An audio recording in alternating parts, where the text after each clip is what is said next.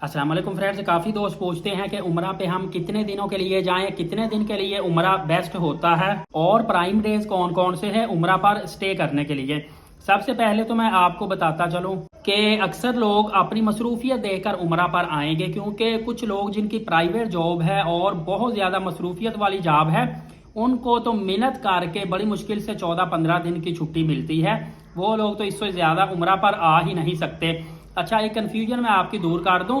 काफ़ी लोग कंफ्यूज होते हैं, वो ये पूछते हैं कि अगर मैं 28 दिन की बजाय 15 दिन के लिए उम्रा पर जाऊंगा तो कितना खर्चा आएगा या कितना खर्चा कम होगा। उनके माइंड में ये होता है कि बहुत ज़्यादा मेरा जो खर्चा है वो कम हो जाएगा।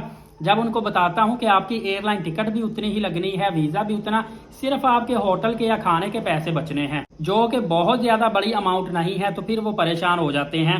तो इसीलिए मैं सुजेस्ट करता हूं कि आप बड़ी खुशकिस्मत हैं कि आप बड़ी हिम्मत से जा रहे हैं, बड़ी मुश्किल से छुट्टियां लेके टाइम निकाल के, तो कोशिश करें कि आप ज़्यादा से ज़्यादा दिन वहां पे गुजार के आएँ।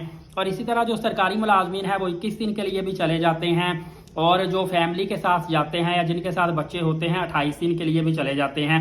यहाँ पे एक मैं आपको बात बताता चलूँ, काफ़ी ऐसे दोस्त मैंने देखे हैं, मुझे मिले भी हैं, जो कि 3-3 महीने का उम्रा वीज़ा लगवा कर वहीं से ही टिकट रिटर्न भी 3 महीने की करवा के 2-3 दिन पहले टिकट 3 माह पूरे होने से करवा लेते हैं और सऊदी अरबिया चले जाते हैं। इस सूरत में सिर्फ वो लोग वहाँ पे 3 माह गुजार सकते हैं जो लोग या तो अपनी पूरी फैमिली के साथ जाएं और पीछे उनको किसी किस्म की टेंशन नहीं होती, या ऐसे लोग जिन्होंने वहां पे काम ढूंढना होता है, जॉब सर्च करनी होती है, या डेली वेजेस पे कहीं ना कहीं लुक छुप के दिहाड़ी भी लगा लेनी होती है।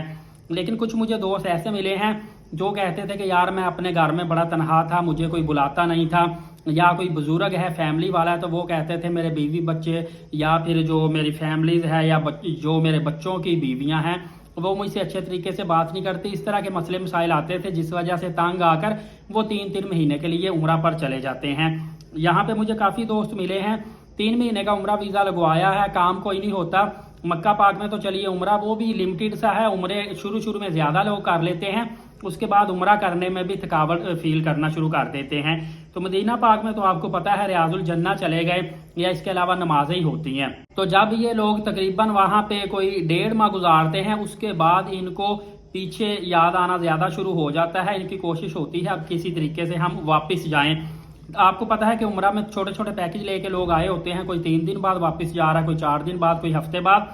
तो ये लोग उनको देखते हैं, फिर इनका भी दिल करता है कि हम किसी ना किसी तरीके से वापस चले जाएं। और मेरा एक जानने वाला है, वो बड़ा ठान के आया था कि यार 3 महीने के लिए मैं आया हूँ, 3 महीने ही मैंने यहाँ पे रहना है, और बड़ा दिल लगा के वो रहा था। लेकिन आखिर पे उसको पता नहीं क्या हुआ कि 2.5 महीने के बाद तकरीबन 13-14 दिन उसके रह गए थे, टिकट उसने जो रिटर्न करवाई हुई थी। लेकिन उसके बावजूद भी उस बुजुर्ग से सब्र नहीं हुआ, उसने बहुत ज्यादा हजारों रुपए लगा के अपनी टिकट पीछे की और वापस पाकिस्तान आ गया।